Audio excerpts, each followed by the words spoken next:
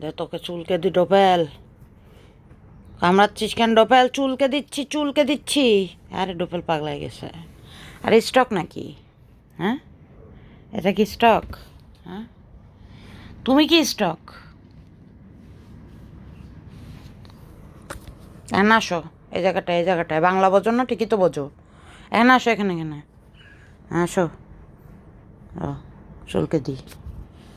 পরে বলবা আপুর কাছে গেলাম, আপু চুলকে দিল না, খালি ডোপেলকে চুলকে দিল।